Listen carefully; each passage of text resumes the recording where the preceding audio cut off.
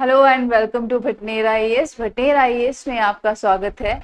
आज हम instant information में आपके लिए लेके आए हैं क्योटो प्रोटोकॉल। क्योटो प्रोटोकॉल बहुत ही फेवरेट टॉपिक है यूपीएससी का, बहुत बार क्वेश्चन आ चुका है यहाँ से और कोई डाउट नहीं है कि आगे भी पूछ ले। क्योटो प्रोटोकॉल के बारे में पढ़ने से पहले इसकी थोड़ी सी हिस्ट्री जान लेते हैं हम। हुआ क्या था, 1992 में हमारे पास जो है वो अर्थ समिट हुआ था रियो में। रियो में अर्थ समिट हुआ है। वहां पे एक बॉडी जो है वो बनती है, that is UNFCCC. Climate change को रोकने के लिए जो है वो एक बॉडी एस्टेब्लिश होती है, that is UNFCCC, United nation convention on climate change. ये हमारे पास एस्टेब्लिश होती है 1992 में, जो कि एक्शन में आती है 1994 में। अब इस कंट्री में अभी फिलहाल अगर हम देखें तो इस जो यूएनएफसीसी जो है, इस ऑर्गेनाइजेशन में 197 नेशंस हैं और इसके साथ साथ इसका हेडक्वार्टर जो पहले था दैट इज इन जिनेवा, अब इसका हेडक्वार्टर कहाँ पे है, बॉन जर्मनी में, राइट। तो यूएनएफसीसी जो है उसमें जो भी पार्टीज जो है मेंबर हैं, पार्टीज मतलब जो नेशन मेंबर हैं, वो हर साल मिलती हैं और जो हर साल वो मिलती हैं तो उस चीज को क्या नाम दिया गया है, कॉन्फ्रेंस ऑफ पार्टी। उस चीज को क्या नाम दिया है, कॉन्फ्रेंस ऑफ पार्टी, जो वो हर साल मीट करते हैं। ठीक है, तो यही चीज है जो हम पढ़ेंगे। कॉन्फ्रेंस ऑफ पार्टी जो है वो अलग अलग टाइम पे हुई। जो तीसरी कॉन्फ्रेंस ऑफ पार्टी हुई थी, सीओपी, जो थर्ड हुई थी हमारे पास, वो हुई थी जापान के क्योटो शहर में। ठीक है, क्योटो शहर में हुई थी जापान के, और उस जापान के क्योटो शहर में होने की वजह से इसका नाम क्या पड़ा, क्योटो प्रोटोकॉल। प्रोटोकॉल क्या था, एक आपके पास एक आदेश ही था इसका।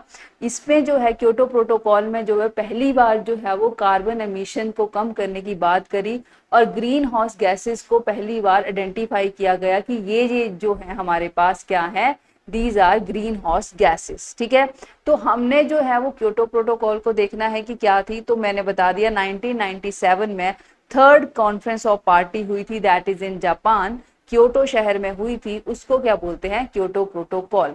लेकिन ये जो प्रोटोकॉल है ये डेवलप्ड कंट्री और डेवलपिंग कंट्री के लिए अलग अलग है। डेवलप्ड कंट्री ने बहुत ज्यादा कार्बन एमिशन किया है, तो इसलिए उनके ऊपर रोक लगाने वाली एक बात थी कि आपको जो है वो कम करना चाहिए कार्बन एमिशन। तो इसलिए क्योटो प्रोटोकॉल को इतनी जल्दी रेटिफाइड नहीं कर पाए, इतनी जल्दी सबने साइन नहीं किया, क्योंकि सबको कोई ना कोई दिक्कत थी। तो 1997 में जो बात आई थी वो 2005 में जाके जो है आप बोलोगे कि उस पर थोड़ा माराकेश में जो है वो इस पे बात हुई कि चलो हम इसको क्योटो प्रोटोकॉल को एक्शन में लेके आते हैं।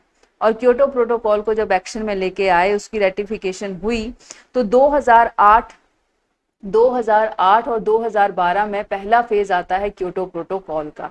क्योटो प्रोटोकॉल ने जो है कार्बन एमिशन की जो ग्रीन हाउस गैसेस थी उनको आइडेंटिफाई कर दिया था। तो इसीलिए भी ये इंपॉर्टेंट थी। इसने जो बताया था, इसने बताया था CO2। CO2 क्या होती है, कार्बन डाइऑक्साइड। कार्बन डाइऑक्साइड को मेन गैस बोला था। मीथेन, CH4, मीथेन को जो है वो मेन गैस बोला था किसकी, ग्रीन हाउस गैसेस की। इसके अलावा नाइट्रस ऑक्साइड हमारे पास आ गया, हाइड्रोफ्लोरोकार्बन, मैं बोल रही हूं आप लिख लीजिए, हाइड्रोफ्लोरोकार्बन, पर हाइड्रोफ्लोरोकार्बन। ठीक है, उसके बाद हमारे पास आ जाता है सल्फर हेक्साफ्लोराइड। तो ये सारी गैसेस जो थी, इनको इन्होंने बताया कि ये गैसेस जो है वो ग्रीन हाउस गैसेस हैं। ग्रीन हाउस गैसेस जो है इनका एमिशन हमें कम करना है। और सबसे अमाउंट में, सबसे ज्यादा अमाउंट में कौन है, CO2 जो है वो प्रेजेंट है हमारे एनवायरनमेंट में। तो हमें CO2 का एमिशन कम करना है। फर्स्ट फेज में ये बोला गया कि हमें 5% CO2 जो है एमिशन जो है वो कम करना है, एज कंपेयर टू 1990s के मुकाबले हमें कितना कार्बन एमिशन कम करना है, 5% एमिशन कम करना है।